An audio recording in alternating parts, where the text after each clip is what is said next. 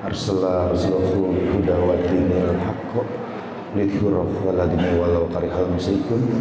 Asyhadu an la ilaha illallah wahdahu la syarikalah wa asyhadu anna Muhammadan abduhu wa rasuluhu la nabiyya ba'da la haula wala quwata illa billah. Assalamualaikum warahmatullahi wabarakatuh. Ikhwafillah, Bapak Ustadz, semua yang saya cintai karena Allah, kita naikkan puji dan syukur kepada Allah Subhanahu wa Ta'ala yang masih memberikan kita nikmat iman, nikmat waktu, nikmat kesehatan, sehingga kita bisa berkumpul di sini. Tidak ada nikmat yang lebih indah daripada nikmat kita diberi waktu, luang, kesehatan, bisa berkumpul di tempat Allah, menjalin ukhuwah, membangun sinergi. Mudah-mudahan Allah membalas yang kita luangkan, yang kita lakukan hari ini dengan sebaik-baik balasan dunia akhirat. Saya memperkenalkan diri, nama saya Hani Kristianto. Saya sudah bukan mualaf, saya masuk Islam 2013. Tapi saya juga bukan ustadz. Tapi memang kalau ke masjid, saya akan menggunakan pakaian terbaik saya seperti ini. Ini yang terbaik yang saya punya, yang saya gunakan. Saya tidak hidup dari dakwah atau dakwah untuk hidup. Saya hidup untuk berdakwah. Dan setiap akhirnya terpaksa saya sampaikan, auzubillahi minasyaitonir rajim, la haula wala quwata illa billah. Saya tidak pernah menerima amplop atau fasilitas apapun. Alhamdulillah, mohon ridhonya, mohon doanya. Ini namanya Yayasan Al-Muhajirin. Setiap kali saya pergi dan saya mengisi ke daerah manapun, saya yang bayar. Mohon dimaafkan, barusan saya cuma bisa menyumbang 10 juta untuk yayasan ini. Allahu Akbar. Jadi doakan saya kemanapun saya pergi, saya yang memberi uang, bukan saya yang diberi uang. Karena semua dari Allah. Lalu kenapa saya masuk Islam? Mungkin kita lihat video dulu Mas ya. Yang pertama, saya adalah seorang penginjil di Gereja Allah Baik Mojokerto, terlahirkan dengan nama Hani Kristianto. Hani dalam bahasa Ibrani artinya yang disayang Tuhan. Kristianto artinya pengikut Kristus. Kenapa saya nggak ganti nama? Yang pertama, nama saya tidak mengandung kesyirikan. Yang kedua, saya harus kafah. Hani yang disayang Tuhan, Kristianto pengikut Kristus. Nabi Isa atau Kristus itu Muslim, makanya nama saya nggak saya rubah. Jadi kalau Anda cinta Yesus, cinta Kristus, Anda masuk Islam. Menyembah Tuhan yang disembah Yesus, menyembah Allah yang disembah oleh Yesus, yang menciptakan Yesus. Nah, kita akan buka yang ini dulu. Kalau di sini pasti banyak yang mantan Kristen nih. Yang mana? Yang KKR. Ya, di pause dulu tapi. Jadi pernah ada orang menyembuhkan, berdoa menyembuhkan orang, itu banyak yang di gereja disembuhkan KKR, lembaga rohani. Saya tanya, ada nggak yang menyembuhkan dirinya sendiri? Pendeta, pendoa, majelis, evangelis, atau penginjil?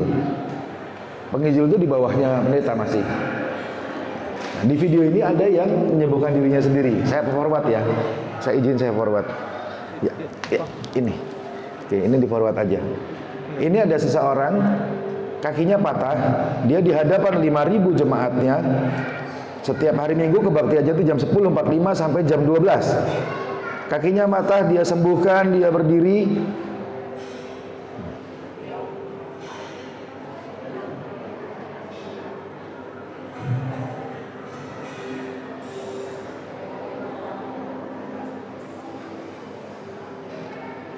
Mantap ya, bisa menyembuhkan diri sendiri.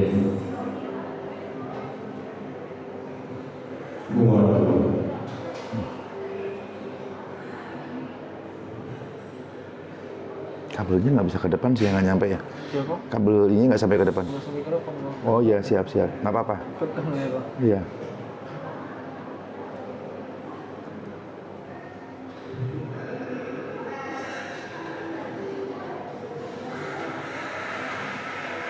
Ya, dia sembuh dan dia bisa berjalan. Kemudian orang yang di video ini juga dia membuat timnya dia beri nama dia bareng timnya namanya Chris John. Kalau ada yang kenal Chris John, orang Medan dulu sering sekali, dan saya tahu sekali bahkan Muslim itu sangat kagum sama Chris John. Jadi dia melakukan pelayanan di gereja antara Katolik, Kristen, dan karismatik jadi satu. Kalau di kita itu kayak Banser, Muhammadiyah gitu kan, Salafi, terus Hanifi, Hambali, Syafi'i jadi satu, bergerak bersama dalam barisan Ahlussunnah wal Jamaah. Nah, ini yang dilakukan, nah ini orangnya nih, yang tadi yang di video kan ini orangnya. Nah, yang di depan ini kacamata.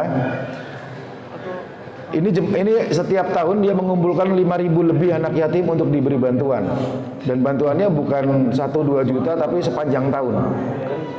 Tuhan ya. Tanpa suara apa? Iya, tanpa suara. Ya, bagus. Langsung sama aja. Ini. Nah, enggak, karena saya bisa cepatkan nanti. Saya harus ngomongin di sini. Jadi ini timnya, enggak apa-apa. Timnya. Nah, namanya generasi Singa Yehuda, generasi akhir zaman Singa Yehuda, Love and Care Ministry. Nah, perhatikan semboyannya. Ini semboyannya. Kok laptopnya kita taruh situ aja ya kok? Bisa? Bisa kok. Oh, oke. Ya, jadi orang itu sekarang ada di depan Bapak. Saya orangnya. Yang tadi nyembuhin diri sendiri. Kabelnya ada? Yang nyembuhin dirinya sendiri, terus yang bikin kegiatan gereja.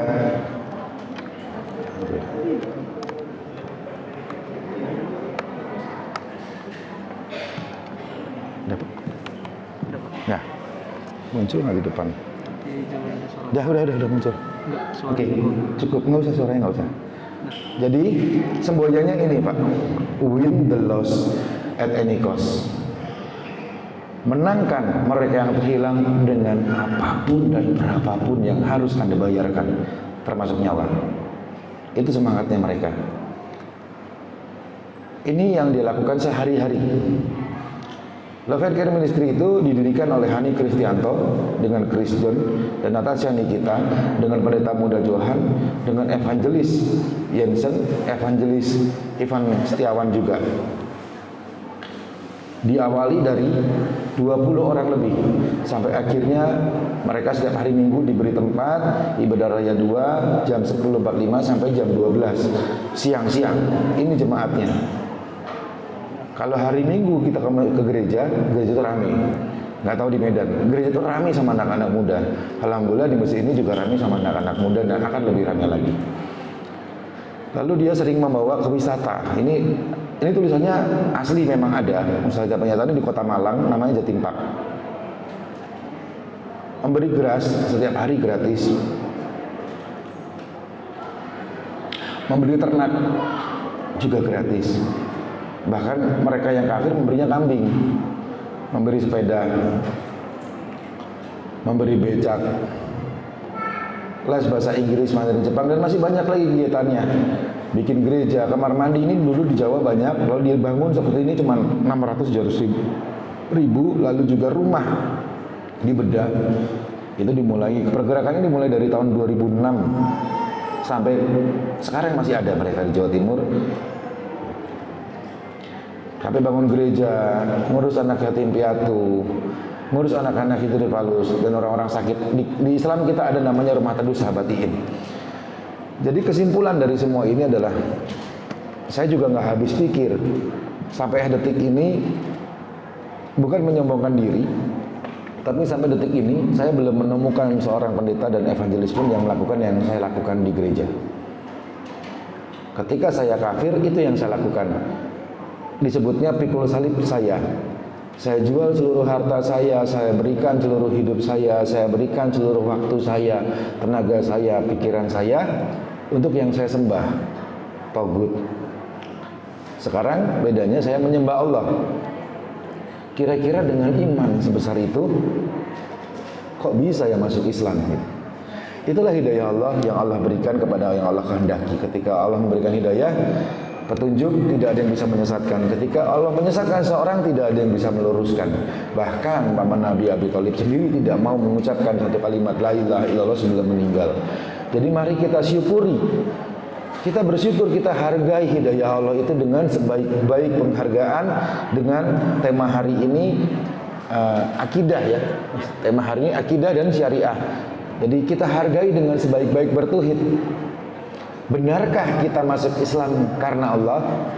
Benarkah kalimat syahadu an la ilaha illallah wa syahadu anna Muhammadar Rasulullah ini tertanam di hati kita? Kalau benar, yuk mulai sekarang jangan pernah lagi berharap sama manusia, Anda akan kecewa.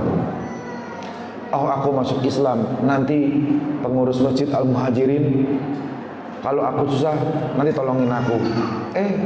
Mati yang diminta tolong. Mau minta tolong sama siapa? Minta tolong sama MCI Mas Adit. Jangan. Kita membantu sebatas yang kita bisa. Kalau tadi saya cuma bagi 10 juta itu nggak ada artinya. Di sini 100 juta aja nggak cukup. Karena biayanya begitu besar. Tapi nanti Allah bantu. Juga jangan setelah masuk Islam, kalau yang dari Nasrani, dulu ketika Anda sebelum Islam, Anda berani memikul salib, Anda berani berkorban, Anda berani memberikan apapun. Setelah masuk Islam, kenapa nggak berani? Lebih lagi, karena beda. Nah, bedanya ketika di gereja dilakukan itu oleh saya tidak mengenal akidah Islam, saya tidak mengenal tauhid, jadi masih mencari pujian. Sembuh ditepukin tangan kayak burung dara. Di Islam kita berihsan. Ada satu pesan ini yang ini selalu sampaikan dimanapun. Ada 4 hal jangan pernah hilang dari kepala kita dan harus setiap saat diingat. Yang pertama, Allah selalu melihat. Ingat itu di kepala kita, Allah selalu melihat. Barang siapa merasa diawasi Allah, yakin dilihatin oleh Allah, anak-anak kecil ini kalau dilihatin orang tuanya dia nggak ada takutnya. Lari sana, lari sini. Ketika kita yakin kita selalu dalam pengawasan Allah, kita juga yakin dengan hidup dan mati kita. Orang yang yakin Allah selalu melihat, dia akan menjaga perkataannya, dia akan menjaga perbuatannya, baik terlihat maupun tersembunyi. Dia akan tetap sholat tepat waktu. Dia walaupun tidak dilihat orang, itu untuk wanita ya. Kalau laki-laki di masjid sholatnya. Tapi kalau perempuan nggak dilihat, dia akan tetap sholat tepat waktu. Dia tidak mencari pujian karena dia tahu Allah sedang mengawasi dan setiap saat malaikatnya mencatat. Itu yang kedua. Yang pertama, selalu ingat di kepala kita, Allah selalu melihat. Yang kedua, malaikat selalu mencatat. Baik dan buruk seolah-olah nggak ada yang lihat, ada. Kalau masjid ini ada CCTV, ini ada CCTV-nya. CCTV Allah lebih banyak lagi malaikatnya. Kita semua penulis. Kita semua ini penulis. Kita sedang menulis masa depan kita di buku catatan amal kita. Apa yang kita lakukan hari ini dicatat. Oh, si fulan fulanah pergi ke Masjid Al-Muhajirin, yang lain jalan-jalan ke danau, jalan-jalan ke kota, bawa anak istri ke mall, yang ini ke masjid menuntut bersilaturahim, dapat pahala. Kita sedang catat itu. Dan catatan itu sangat bermanfaat. Mari kita tulis lembaran-lembaran yang masih kosong. Masa lalu kita boleh jelek, masa hari ini kita boleh berjuang, masa depan kita masih bersih dan suci. Jangan dikotori. Yang pertama, Allah selalu melihat. Yang kedua, malaikat selalu mencatat.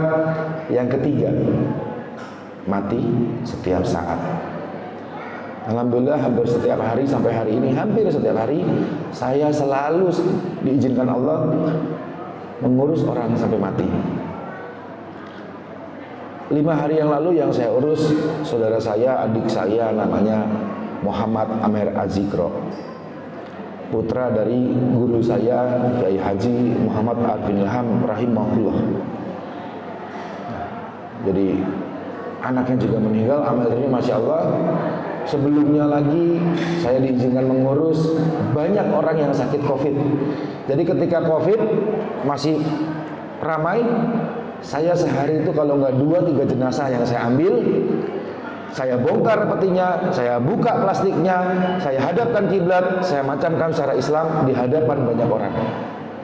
Dan alhamdulillah sampai detik ini tidak pernah saya dan keluarga saya dan puluhan ribu orang yang telah mengkonsumsi namanya Gus Al-Hindi dicampur Habasyi, gratis dari Allah, yang tidak sembuh dari COVID. Saya sampai menulis, kalau ada yang menerima Gus Al-Hindi Habasyi kami tidak sembuh dari COVID, tulis di bawah, saya biayai dimanapun dan berapapun biaya untuk rumah sakitnya. Alhamdulillah tidak ada yang tidak sembuh. Bahkan saya Ali Jaber sebelum wafat pun itu sudah bersih, sudah tidak ada COVID-nya. Saya punya dokter namanya Dokter Sarah, orang Aceh, juga ibunya meninggal di Banda Aceh dalam keadaan negatif COVID.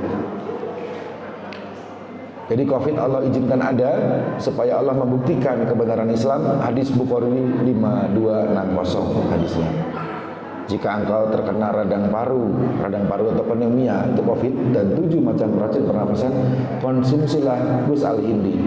Lalu hadis Bukhari 5687 mengatakan habatus sauda adalah obat segala penyakit kecuali tua dan mati.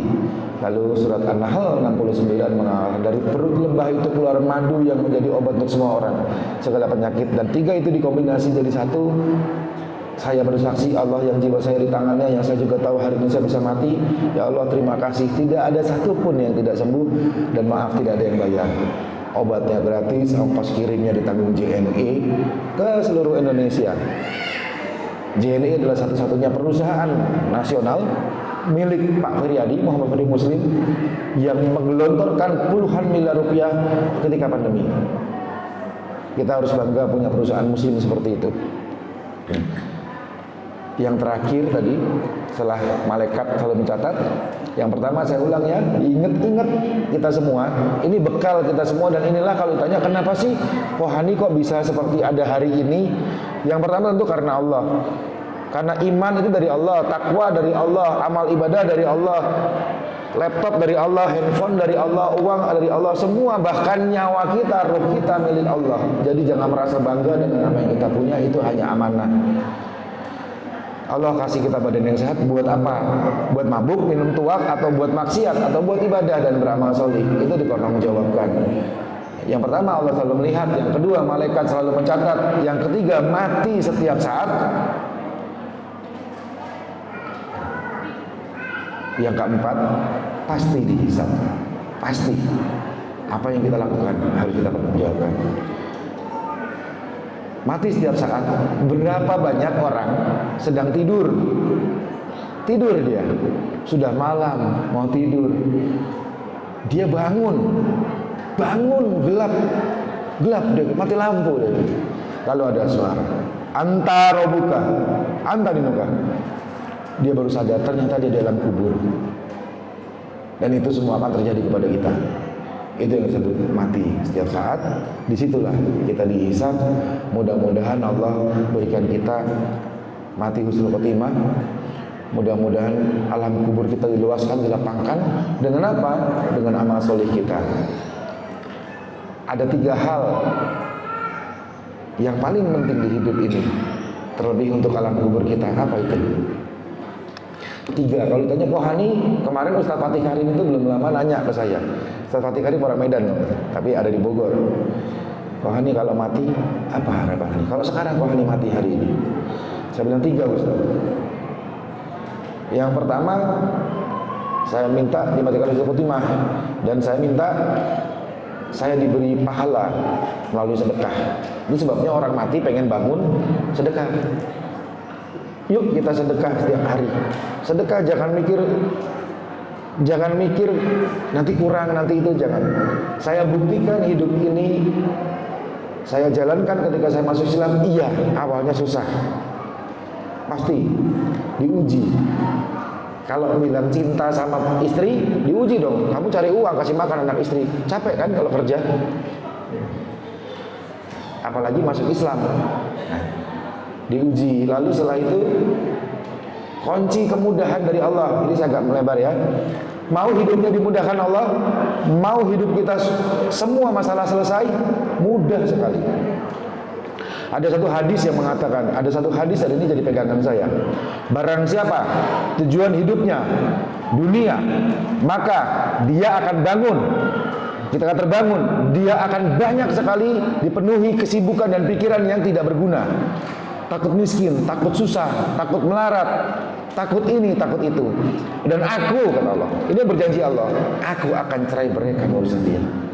Itu sebabnya kalau di sini ada kita, di antara kita yang masih, kok hidupku banyak masalah ya, kok aku nih udah kayak begini, masalahnya nggak habis-habis ya. Sebentar, hidup kamu untuk Allah atau untuk dunia?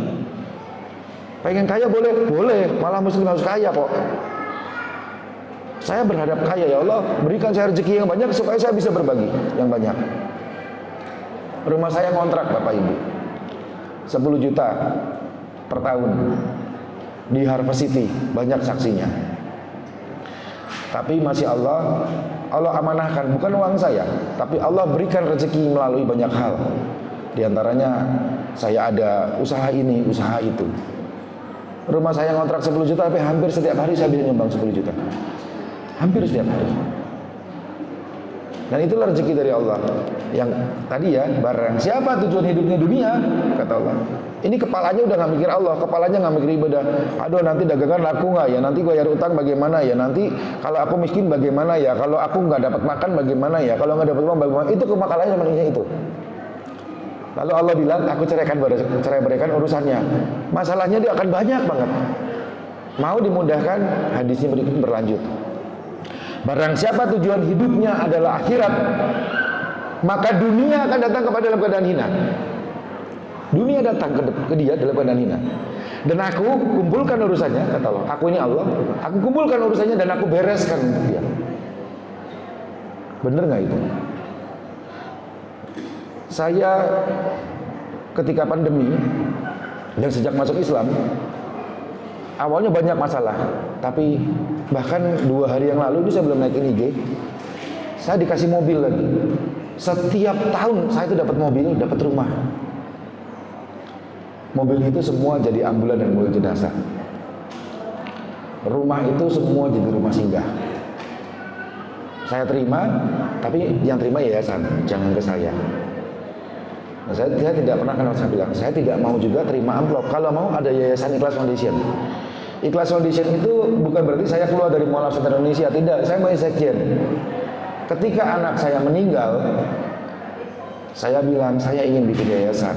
Anak saya 3 dulu, namanya Ikhlas, yang pertama laki-laki, yang kedua namanya Sabar, yang ketiga Solihah. Ini baru lahir, yang keempat namanya Sakila.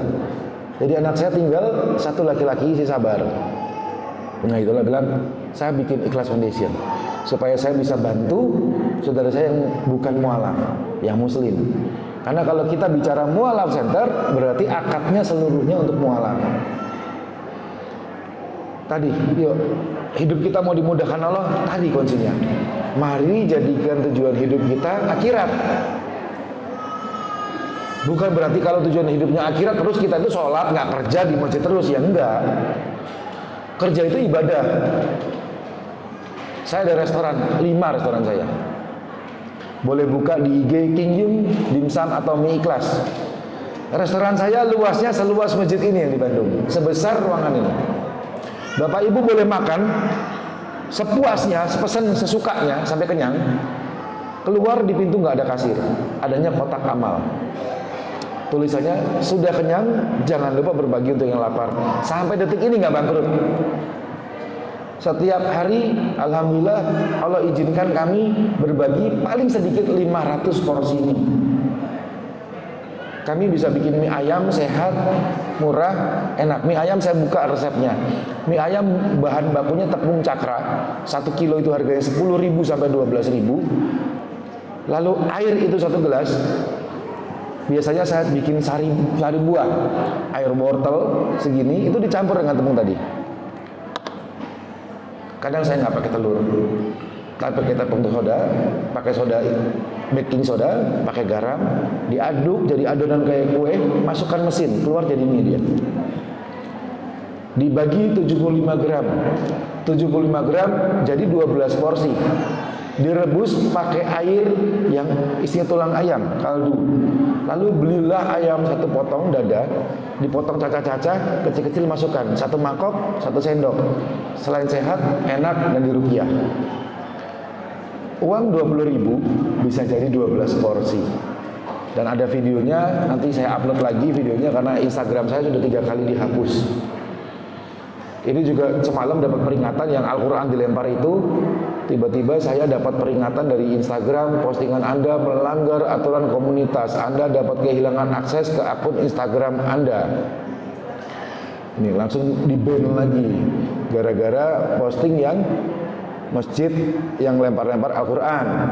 Dan alhamdulillah orang yang lempar Al-Quran ini nggak terima lapor polisi, ada 2 laporan. La haula wala quwata illa billah. Di Indonesia ini lucu. Kalau kita benar, kalau mereka melaporkan merasa tidak senang, kita yang dipenjarakan. Tapi mari kita lihat, jangan kena penjara.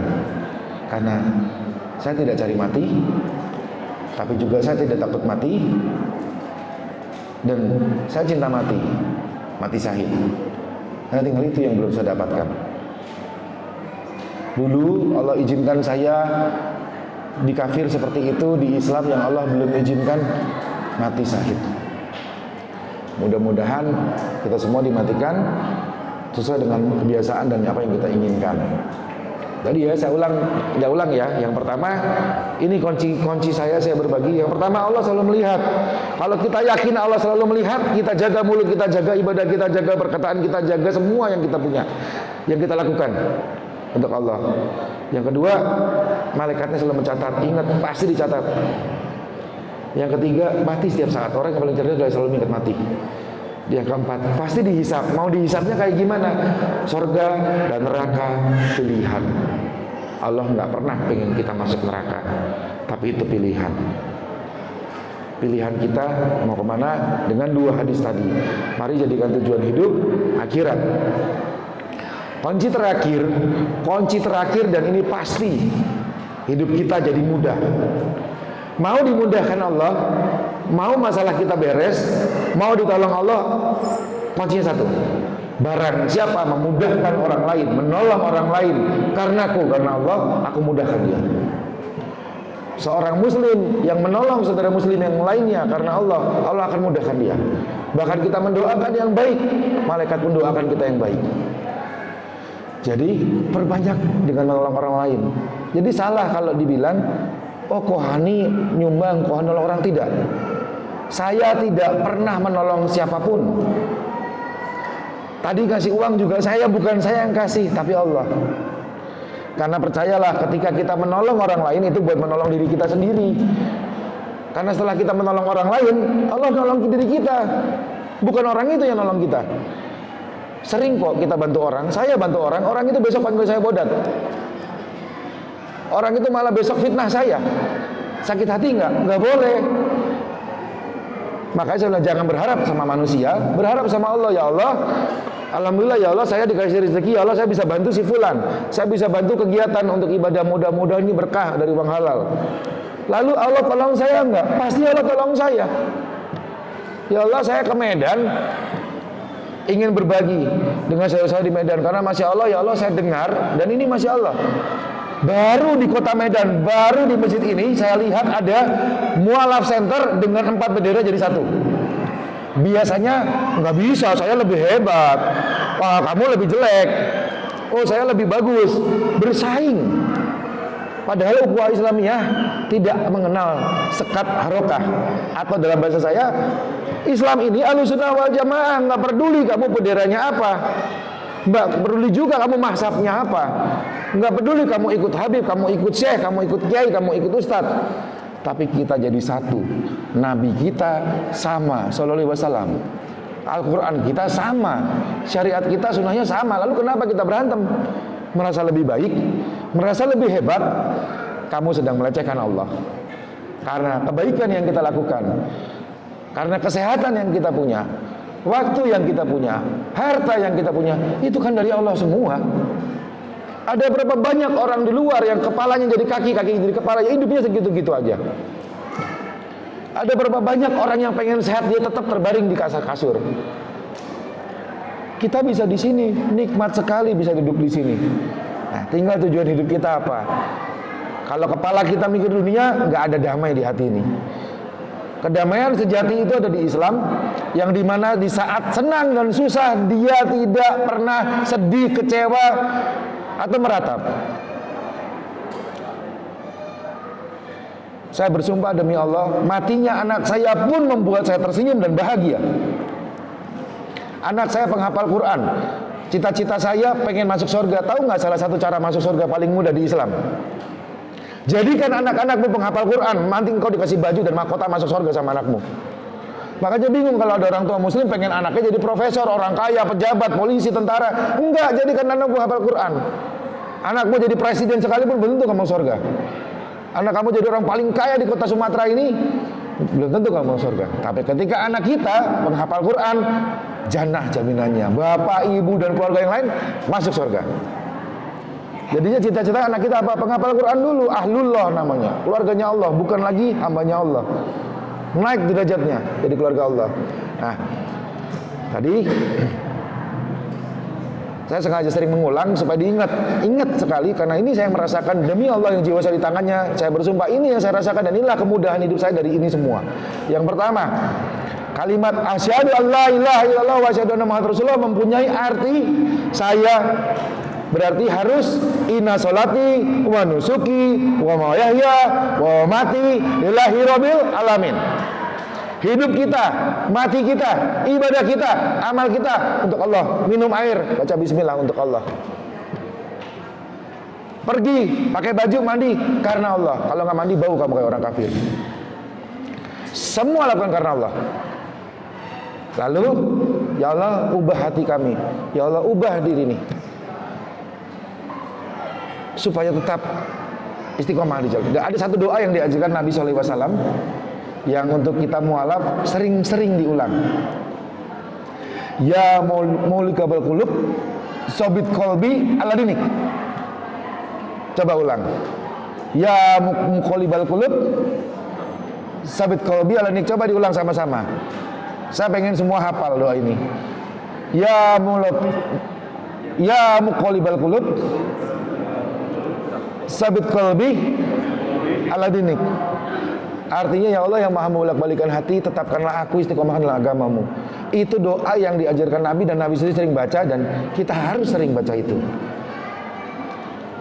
Jadi ulang ya, biar cepet, biar ini waktunya juga udah biar cepet. Yang pertama Allah selalu melihat, kedua malaikat selalu mencatat, yang ketiga mati setiap saat, yang keempat pasti dihisab. Lalu supaya hidup kita mudah, mudahkan orang lain. Jangan mikir diri dulu. Jangan pernah mikirin diri ini nanti besok makan apa, besok anak istri gimana, nanti masa depanku bagaimana.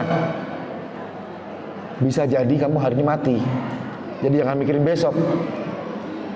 Berapa banyak orang yang kita lihat mati COVID kemarin. Berapa banyak anak-anak di bawah umur kita yang masih muda mati duluan, mati nggak harus tua. Nah kalau kita udah umur segini, ini udah pada gede semua nih, masih juga maksiat, masih juga nggak mau balik ke Allah, masih tauhidnya nggak kuat, mau ngapain kita sisa hidup umur ini? Allah udah kasih kita umur sekian panjang, Allah udah kasih kita umur sampai umur segini, Allah udah kasih kita kesehatan sampai hari ini, masih kita sia-siakan dengan tujuan dunia, bodoh namanya. Jadikan dunia ini untuk akhirat dengan cara berserah kepada Allah. Karena buat kita ketika dapat rezeki kita berbagi, bersyukur dan berbagi. Ketika dapat musibah kita bersabar. Itu sebabnya ada pertanyaan dulu, kenapa ya ada orang kaya, ada orang miskin, ada orang pintar, ada orang bodoh, ada orang sehat, ada orang cacat, ada orang kuat, ada orang lemah, supaya kita saling berbagi satu dengan yang lain. Kalau di dunia ini nggak ada orang sehat, nggak ada orang susah, nggak ada orang cacat, dan apalagi ketika di zaman Umar bin Khattab radhiyallahu tidak ada yang terima zakat, mau sedekah kemana kita? Nggak ada yang terima uang sedekah itu waktu itu. Jadi itulah sebabnya Allah adakan semua itu, tapi lakukan karena Allah. Dan ingat, lakukan sesuai dengan tadi temanya Masya Allah hari ini, akidah. Akidah kita harus lurus dulu. Setelah akidah, mualaf, nanti insya Allah, bismillah, saya akan kirimkan 300 buku Al-Quran dan pedoman mualaf. Itu satu buku nilainya lebih kurang 400 ribuan. Nanti saya titip ke MCI Mas Adit, saya minta alamat. Tadi saya malam di depan Mas Adit juga saya sudah hubungi JNE Jakarta. JNE akan mengirimkan gratis ke sini. Kemarin saya mau bawa, nggak mungkin, 300 buku itu satu mobil, Pak. Jadi insya Allah, yuk kita janji sama Allah. Saya duduk di sini bukan berarti saya lebih baik dari yang lain, tidak. Bahkan kalau mungkin Bapak Ibu tahu aib saya, nggak mau kenal sama saya. Hanya Allah masih tutupi jelek-jeleknya saya ini supaya orang nggak cium. Kalau aib itu bau, mungkin udah nggak ada yang mau deket-deket sama saya. Saya punya jelek banyak, aib banyak, keburukan saya juga banyak. Tapi saya bermohon ampun ya Allah, saya mohon ampun, saya kilaf ya Allah, mohon ampun, mohon perbaiki hati saya, pikiran saya, lisan saya, amal saya, ibadah saya, perbaiki ya Allah setiap hari. Dan ingat, tetap harus perbaiki. Insya Allah hidup kita akan berubah lebih baik. Dan Islam ini inadina indallahil Islam. Nah itu benar. Tidak ada agama yang diridhoi di sisi Allah kecuali Islam. Saya kasih alasan kenapa saya masuk Islam daripada ditanya lagi. Kenapa saya masuk Islam? Yang pertama, di atas bumi ini, di dunia ini, dari zaman Nabi Adam sampai hari ini, agama yang Tuhan tidak kelihatan, Tuhannya tidak kelihatan, hanya Islam. Saya jamin di rumah ibadah umat Islam, di masjid manapun, di musola manapun, atau di rumah orang Islam manapun, gak ada gambarnya Allah. Mana? Itu ada tulisan alif lam lam ha. Allah tulisannya. Allah. Itu alif lam lam ha. Bacanya Allah. Itu bukan foto. Itu tulisan. Itu asma Allah. Yang kurang asmaul husna. Lalu agama mana yang Tuhannya nggak kelihatan? Kristen, mah kelihatan Tuhannya. Belum lama saya ada orang mau masuk Islam, ngobrol panjang. Belum mau, terus saya tanya, oke, kalau gitu kamu mimpi ketemu Yesus selesai. Ya sudah, buka handphonemu, tunjukkan saya mana muka Yesus yang asli. Kan ada banyak macam-macam, saya nggak menista, tapi itu faktanya. Bingung dia. Yang mana? Nggak bisa tunjukin, karena memang itu foto rekayasa. Nggak boleh, harusnya direkayasa. Kalau muka saya dirubah jadi muka Jokowi kan jadi rekayasa, marah nanti orang.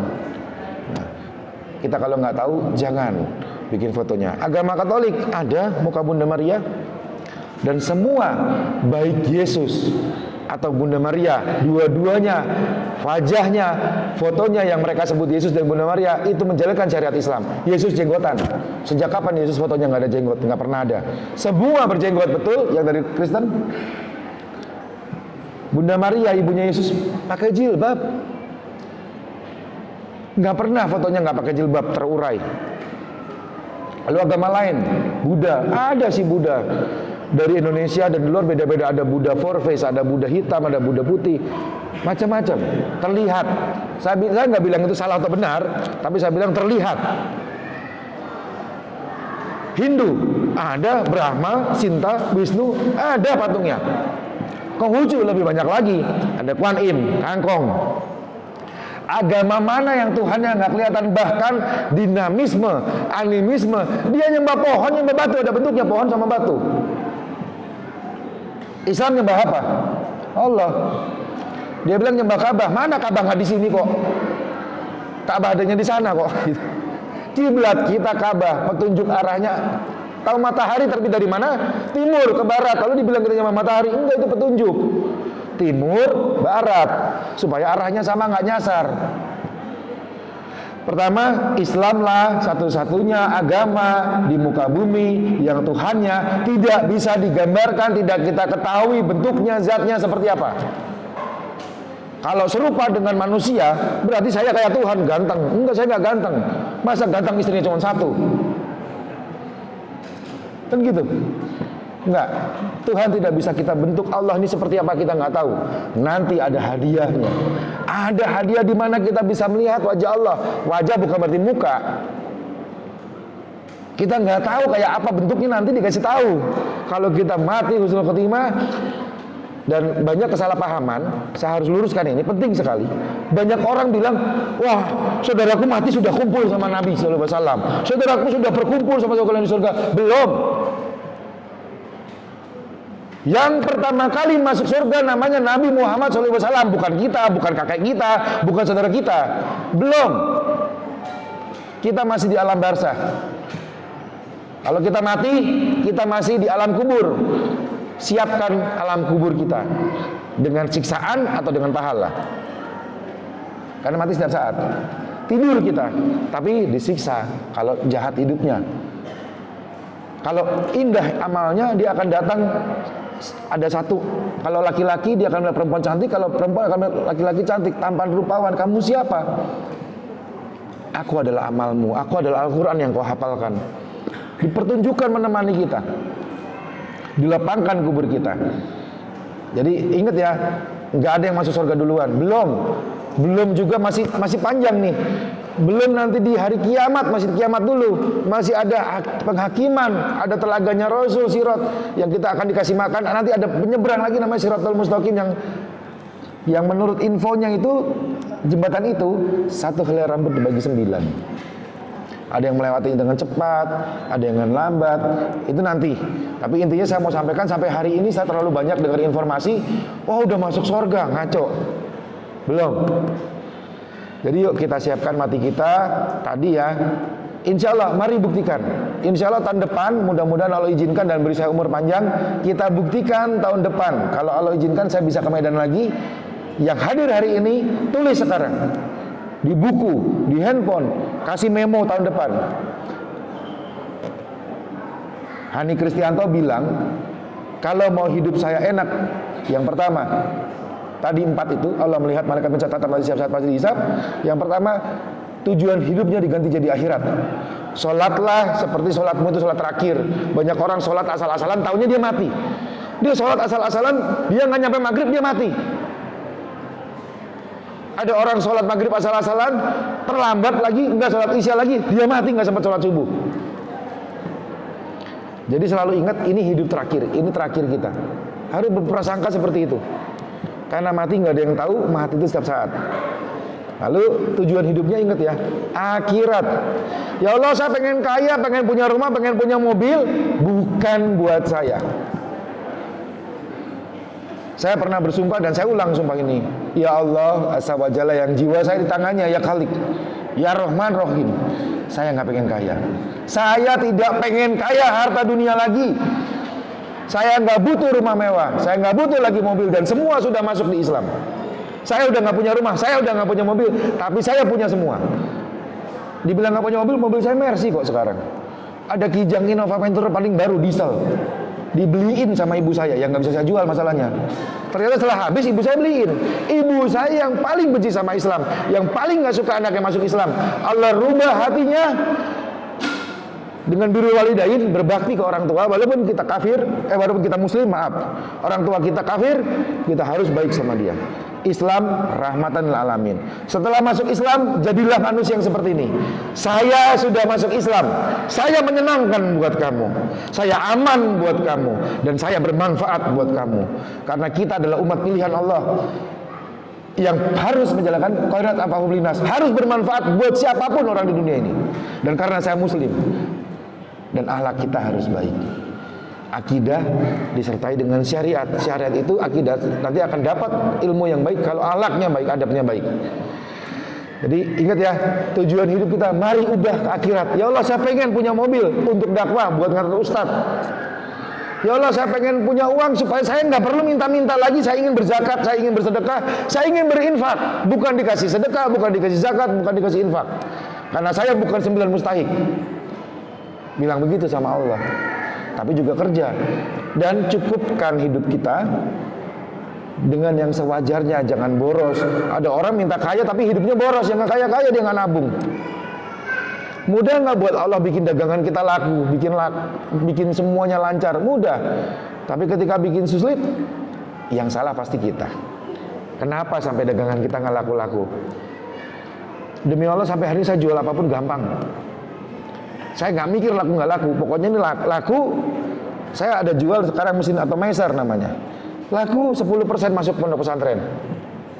Dan sampai hari ini siapapun kalian yang orang tuamu mati karena Covid, datang ke pondok saya, hidup sama saya. Di sana Allah sediakan makanan, tempat tinggal, rumahnya ada kolam renang, ada taman bermain, tidurnya pakai AC, sekolah internasional, sampai kamu sarjana. Dan Allah yang hidupi. Siapapun kamu yang orang tuamu meninggal karena Covid, datang ke sana. Ikhlas Foundation namanya. Itu diantara programnya. Jadi Allah begitu mudahkan. Mari benar-benar kita rubah hati ini. Minta sama Allah, ya Allah rubah hati ini. Jadikan hati kami tadi, ya muqallibal qulub, Sabit qalbi ala dinik. Ya Allah, rubah hati ini. Nanti Allah rubah. Ya Allah, aku ingin masuk surga tapi aku nggak mampu. Aku pengen jadi orang baik tapi aku nggak mampu. Aku pengen jadi orang sabar tapi aku nggak mampu. Ya Malikul Qulub, sabit qalbi ala dinik. Ya Allah rubah, nanti Allah rubah kita. Nanti Allah rubah kita. Saya mau bertanya, izin saya potong. Silakan. Saya penasaran juga, dan kita semua mungkin juga demikian. Rohani sampaikan bahwasannya rohani syahadat dari 2013 dan 2021 berarti sudah 8 tahun. Tapi 8 tahun itu kita lihat dari media sosial mungkin sampai sekarang ini, bahkan dari video terakhir yang kita lihat, seolah-olah itu rohani itu bukan Arab atau mungkin sudah berislam sejak lama. Dan kita mungkin yang berislam berpuluh-puluh tahun belum tentu melakukan gerakan-gerakan semacam itu. Yang menjadi pertanyaan, dan ini menjadi oleh kita bersama ya, bagaimana seorang mu'arraf yang mungkin usianya masih 8 tahun, baru mengenal Islam 8 tahun, bahkan dulunya sebagai seorang pembenci Islam, tiba-tiba berbalik arah dan bisa membuat gerakan-gerakan yang justru membela agama Islam ini dengan sepenuh hati. Bagaimana menanamkan keyakinan, atau ketika kita mendengarkan nasihat dari guru-guru kita itu, kita bisa terima dengan hati dan menjadi sebuah dorongan amalan. Bayangkan teman-teman mu'alaf ini puluhan tahun Al-Fatihahnya pun belum beres,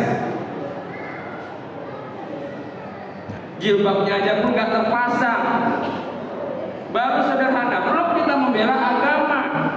Ini bagaimana rohani sehingga 8 tahun itu kok bisa-bisanya jadi seperti itu? Monggo Quran. Tanpa kami ini bisa kemudian bisa membuat sebuah setidaknya gerakan buat diri sendirilah menjadi lebih baik. Yang jarang ke masjid jadi ke masjid, dan perubahan-perubahan sederhana yang lainnya sehingga tidak mencederai agama. Iya, jadi kita kan setiap hari juga syahadat ya. Kalau sholat, setiap sholat kita baca asyhadu alla ilaha illallah wa asyhadu anna muhammadar rasulullah tadi.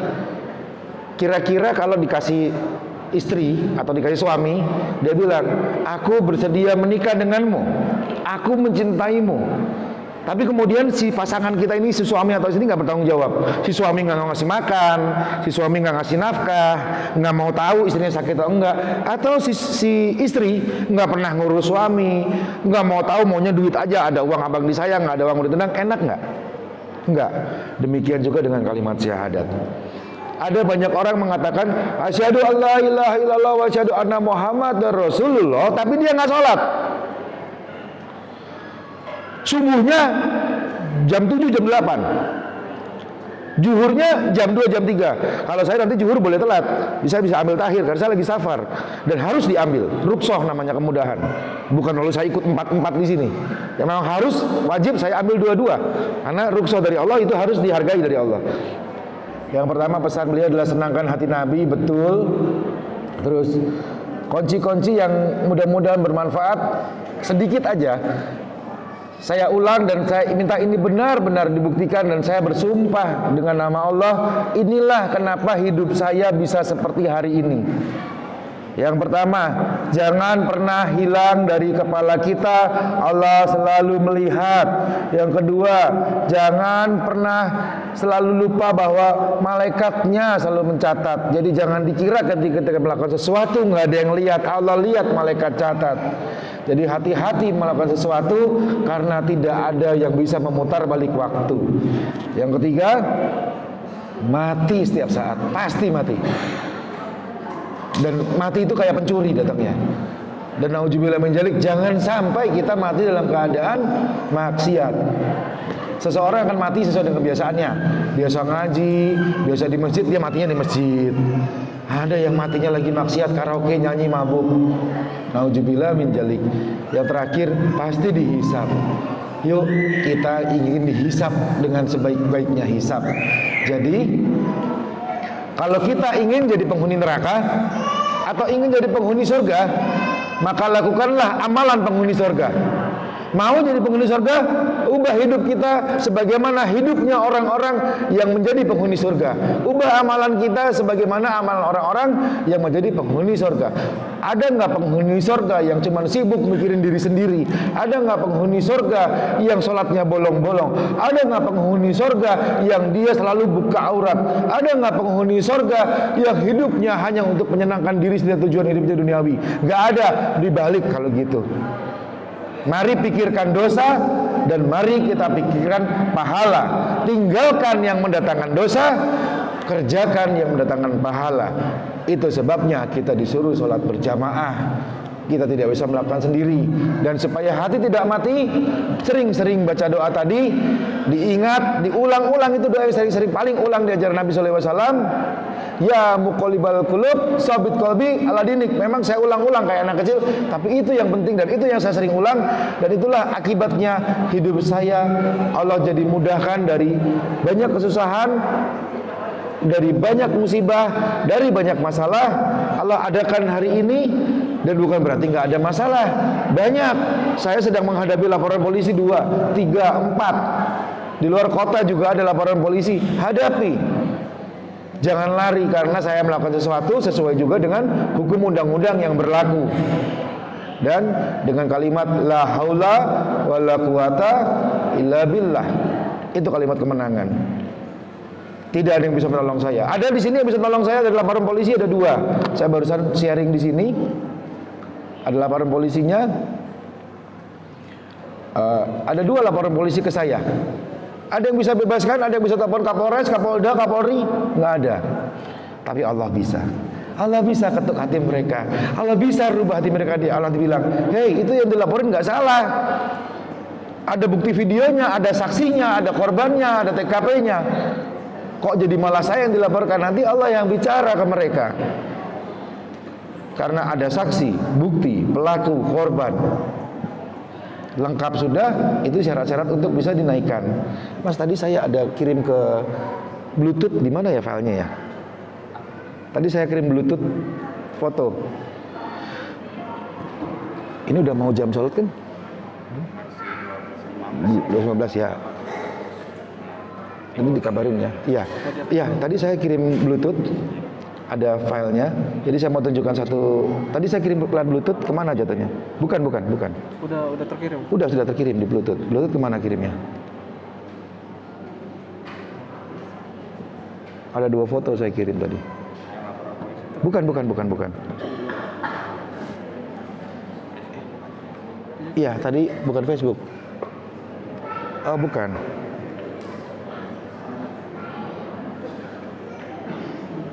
Tadi saya kirim ini nih, gambar ini. Lihat Bluetooth. Kalau Bluetooth simpen kemana? Coba lihat Bluetooth, buka Bluetooth.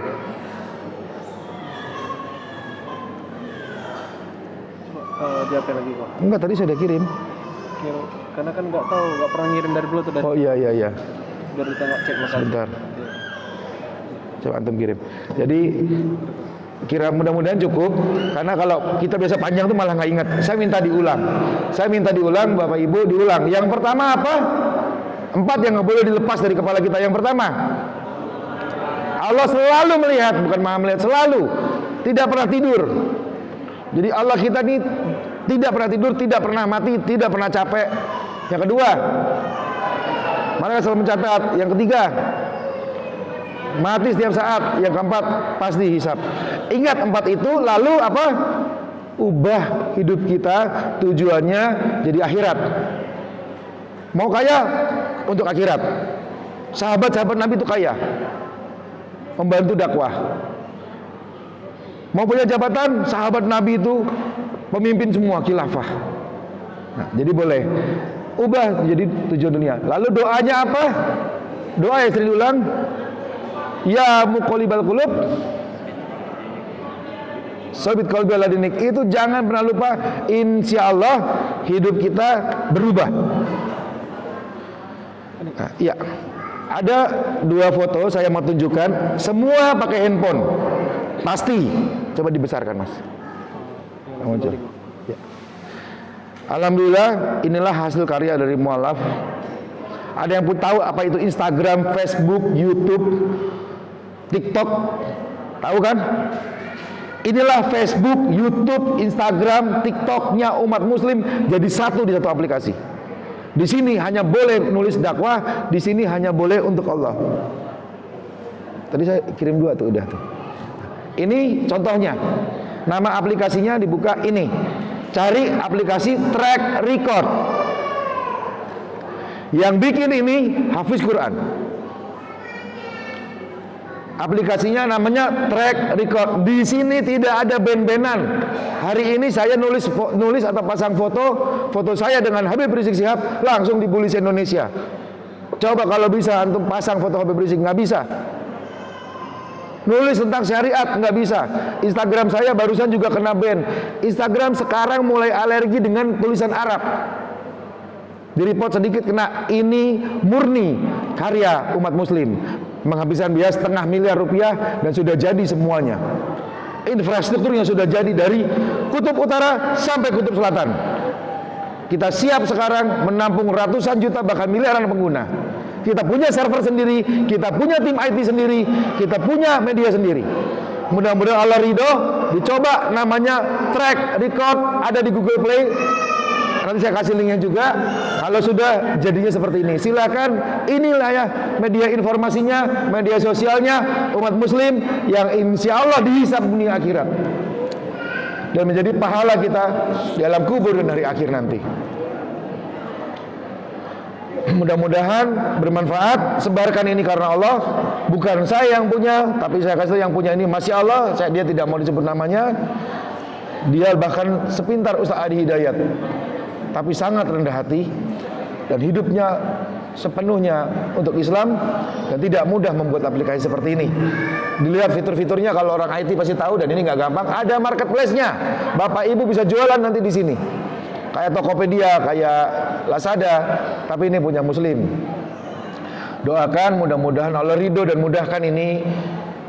Ini bertahun-tahun kita bikin, baru hari ini jadi dan saya launching di sini. Insyaallah mudah-mudahan Allah ridho. Saya mohon maaf atas segala kesalahan, kekurangan saya. Mari kita saling mendoakan. Doakan saya, yang pasti doakan saya dijauhkan dari penyakit hati. Inilah penyakit yang bikin kita hancur semua. Ujub, riya, sumah, ain, hasad, iri, dengki, merasa lebih hebat, iri dengan yang lain, nggak senang, gibah. Saya adalah orang yang paling jelek amal ibadah di tempat ini. Itu yang saya pelajari, yang saya ajarkan dalam Islam. Dan doakan saya menjadi orang yang lebih baik lagi. Doakan saya menjadi lebih bermanfaat lagi. Doakan saya diridhoi Allah, dirahmati Allah, hidup dan mati saya. Sama-sama mudah-mudahan doa itu kembali ke kita. Dan ayo janji ke diri kita, semoga Allah sendiri yang bicara ke kita semua. Ya Allah, bicaralah ke dalam hati kami masing-masing. Apa yang harus kami lakukan sejak saat ini?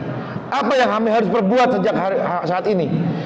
Agar kami menjadi orang-orang beragama Islam yang bermanfaat bagi orang lain, yang pantas disebut sebagai umat pilihan. Allah mampukan kita semua, kita tidak mampu. Allah sanggupkan kita semua, kita tidak sanggup. Allah rahmati kita sehingga kita bisa dan sanggup dan menjadi pembawa kejayaan Islam. Kita diberi Islam, lalu jangan sia-siakan hidayah itu. Sesuai dengan kelahiran masing-masing, lakukan yang terbaik. Kita sangat bersyukur, berterima kasih, bangga, terharu, cinta dengan orang-orang yang di belakang layar yang bahkan nggak kedengeran. Banyak yang dikenal seperti saya ini yang bahaya. Penyakit hatinya pengen dikenal, pengen dipuji, dibully sedikit marah. Penyakit hatinya banyak. Doakan saya dijauhkan dari itu semua. Mudah-mudahan saya juga bisa bermanfaat lagi ke tempat lain dari manapun. Dan mudah-mudahan Allah kumpulkan kita tidak berpisah lagi di jannahnya. Hidup ini, syukuri hidup ini. Karena betapa banyak orang mati ingin hidup lagi hanya untuk sedekah. Jangan lupa sedekah setiap hari, Rp500, Rp1.000, Rp2.000. Allah tidak melihat jumlah, Allah melihat keikhlasan hati kita. Barakallahu fikum. Silakan bisa ditutup.